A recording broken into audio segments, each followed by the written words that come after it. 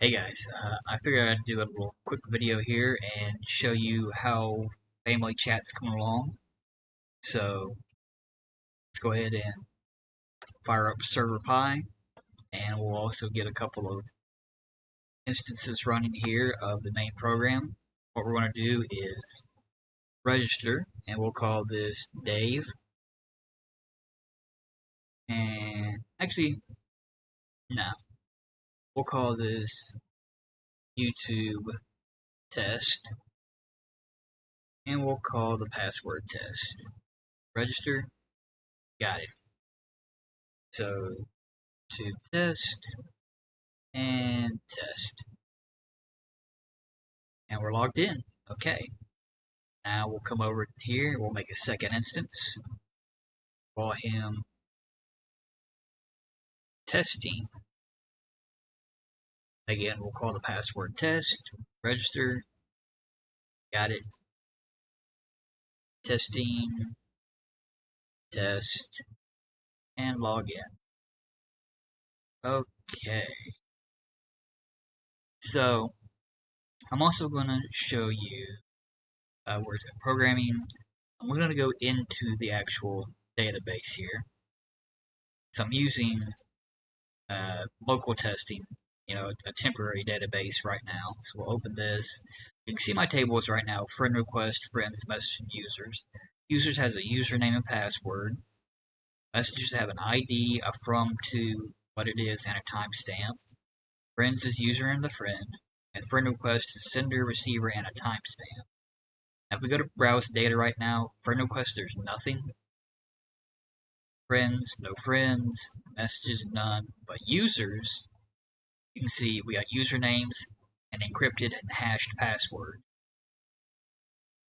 Now, the thing here is, with friend request, I have it set up to where if you send a friend request, it'll hold it here. I can show you that. So, we're going to try and add our friend testing. So, add friend. And as last time, I added the confirm or deny. Okay. So now if we go in here to friend request and we refresh, you can see who's sending who a friend request and the timestamp.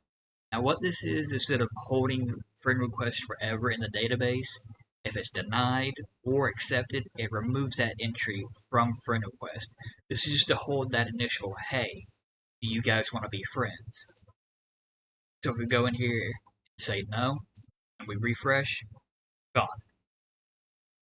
Now if we go back and we try to add testing again, say he accidentally clicked no, we click yes, you are now friends with YouTube test, you are now friends with testing.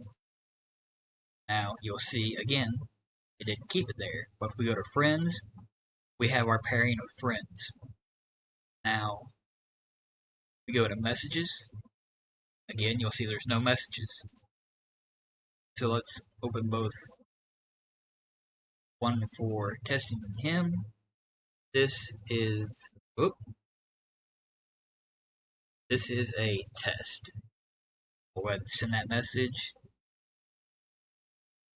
Oh cool, a test. Huh? And we come back here to messages, we'll refresh.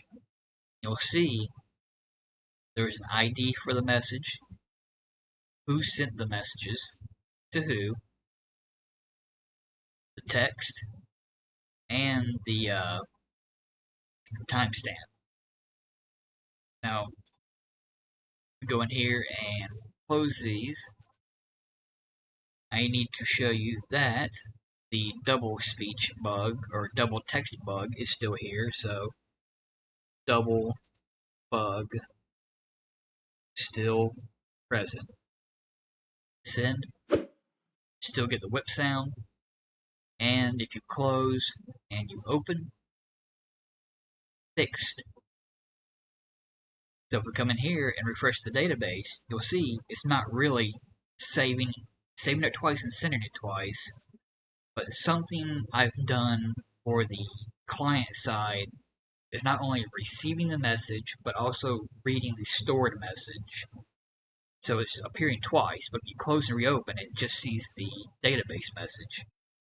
So I'm not really sure what's going on with that. Now, I'll be looking into it more again, but it's odd. That's all I can really say. Um, what I would like to do though is encrypt the messages for uh, this here. Like I'm encrypting, not friends, the users. Like I've got the passwords encrypted. I want to figure out because doing it with the passwords is easy because it just looks into the database for it. Now, encrypting the messages, decrypting them, and having the server kind of control that is, oops, sorry, a little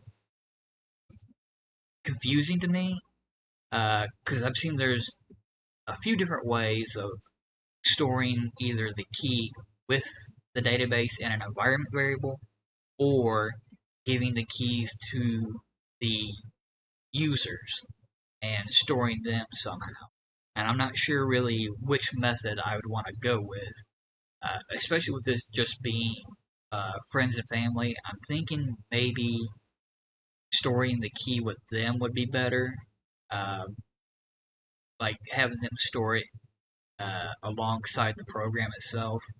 That way, say, I don't know, all of a sudden Jim Jam, the cyber guy, randomly finds my freely hosted uh, family chat program and he gets in the database and, he finds the key and sees, you know, uh, Aunt Bibbity Bobbity's having a party at this address at this time, or Uncle Jib Jab's having surgery.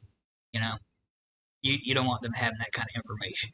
So, uh, pros and cons for many things. Learning a lot, but we'll see where it goes, see how things happen, and hope this is a little bit of something interesting for you. Actually, get to see inside the database like that. So, anyway, I'll get on, and you guys take it easy, and I hope to see you next time. So, yeah, all right, later.